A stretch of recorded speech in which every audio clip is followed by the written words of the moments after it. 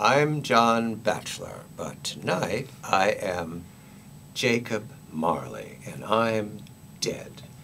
I'm a dead accountant, and this is my partner, Ebenezer Scrooge. Good evening, Ebenezer. Good evening, otherwise known as Simon Constable. Yes, Simon Constable, who is Ebenezer Scrooge. Now, as Batchelor and Constable, we are reporters about Bernie Madoff. However, as Marley and Scrooge, we have opinions of Bernie Madoff. Oh, yes, we do. All right. My opinion at this point is that Bernie Madoff is a liar. He has lied for more than a decade, according to every opinion of Bernie Madoff. So therefore, Simon, the puzzle, and we asked this repeatedly, in Debrief we asked it again, why should we trust anything he says? He says that he lost $50 billion. That's an awful lot of money. Let's get that. I mean, that's a really huge amount of money. So as accountants, Marley and Scrooge, we doubt everyone who tells us how much they've got, how much they've owed. We're penny pinchers. We want to see it. We've not seen it. And we've not seen it. And one of the funny things that we do know is that the prosecutors are saying, oh, we've got to have Bernie Madoff around to help us get to the bottom of what's Marley and Scrooge don't like the idea of trusting the guy who stole the money. Well, and that's what's the most amazing thing about this, is that he almost has to finger himself. Right. And the question is, what's the motivation? And I don't really know. Well, for one thing, because he's a liar, why would he say anything that was true from now on? He's living in his triplex on 64th Street, cooperating with the U.S. Attorney. Absolutely. Now, if they were coming to us, if the U.S. Attorney called up Marley and Scrooge, we would tell them, put him in Rikers and start to make him sweat, wouldn't we? Absolutely. I mean, that's how we work. And we'd also want to see the books, and we'd want to go through the bank accounts and the transactions and match those up together. And that doesn't.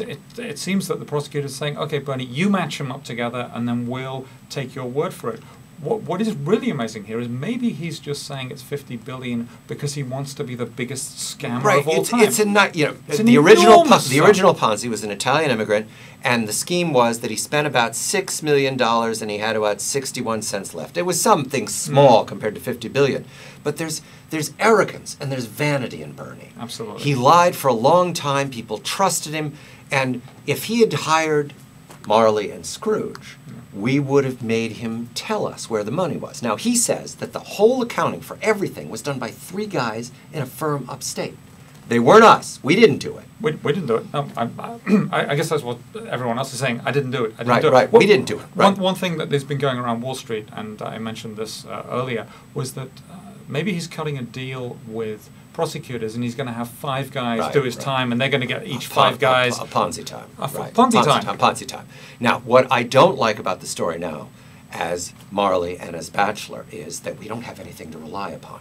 We can't rely on the $50 billion. We can't rely on his books. We can't rely on his family. We can't rely on where the money is, and we don't know when it started, and we don't know how long he's done this. We don't know anything. We don't know anything, and I think, we're just going to have to wait. We'll wait, but since we're dead, we'll wait a long time. But at Christmas time, Marley and Scrooge want to say that you reporters out there, you're not giving us anything to count on. We think the scam continues. I'm John Batchelor with Simon Constable. This is Debrief. Good night.